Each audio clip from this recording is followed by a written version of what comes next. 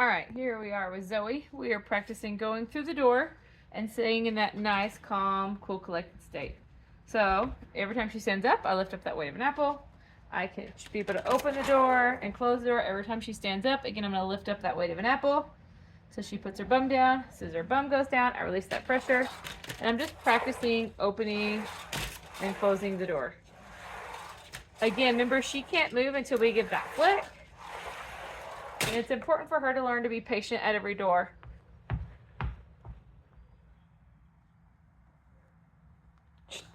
I still didn't invite her in. I stepped through the door, but I want her to wait patiently outside the door until I invite her to come inside. This is important whether we're going in the door or out the door.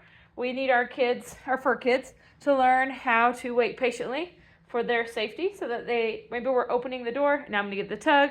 She's like, are you sure? Yep, tug. Then once we get inside, I'm going to lift up the weight of an apple and have her put her bum down again. So this is important whether we're greeting a friend at the door and all we're doing is answering the door. We need them to keep their bums in the house, calm, cool, and collected. 1, so we don't scare our friend who's coming over. 2, so they don't run out in front of a car and get hurt. So it's important for them to learn to control that impulse to keep them safe. So anytime we go through a door, we sit as we go out. We sit as we come in. We sit as we go out. We sit once we're outside. We sit before we come in. We sit once we get in. And we're just working on being calm, cool, and collected. So there we had free play. I leashed her up. Now we're going on our training walk. I walk through the house to get to my front door. It's easier than walking all the way around. So we're going to have another door to practice on. We get there, I lift up the weight of an apple. She has to put her bum down. I'll open the door. Her bum comes up. I instantly bring her right back to where she was. Lift up the weight of an apple until she puts her bum down. There, bum goes down. I'm going to do it again with the door.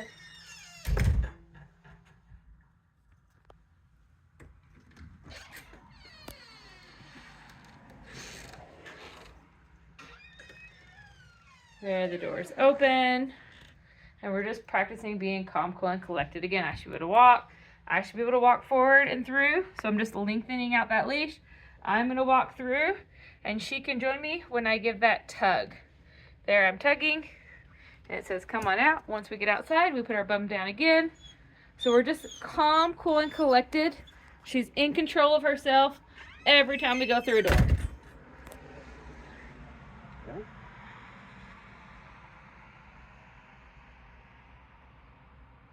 Whenever I'm ready, I'll give that tug. That lets her know we're going to start walking.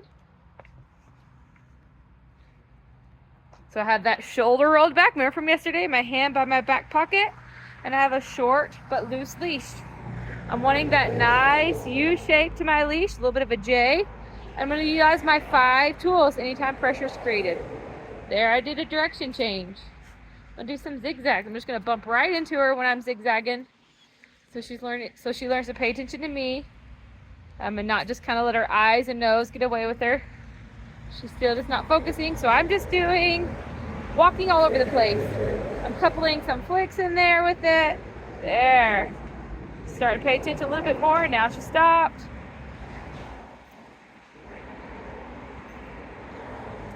Yeah, we're just getting her thinking. I haven't even left the driveway, but we're having a really good mental workout right now.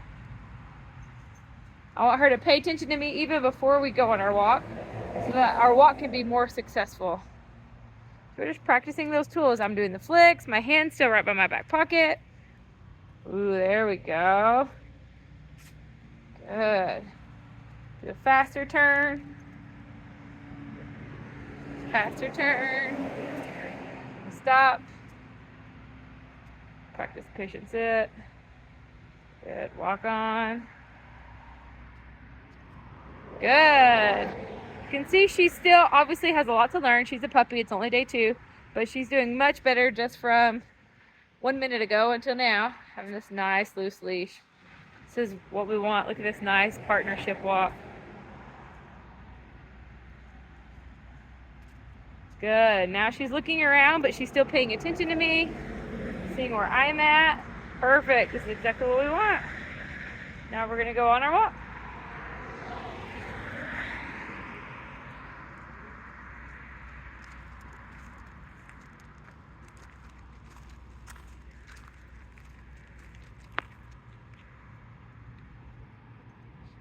She's tried a few times right there. She's trying to cross over and walk on the other side.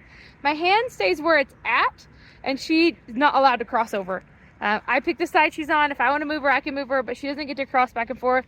So as she crosses over, I just make it uncomfortable by leaving my hand where it's at, and she learns, oh, it does not feel good to walk back there. Here we're doing a roll back.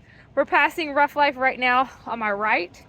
She knows where that is. She sees people getting in and out of cars, and she's like, wait a minute, I want to go play over there.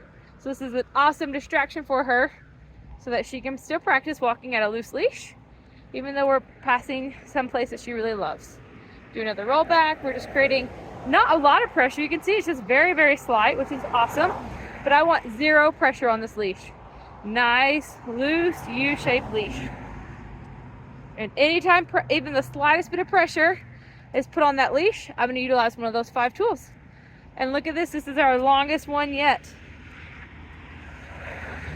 Rocking it. So we're just going to keep practicing this walk, utilizing those 5 tools.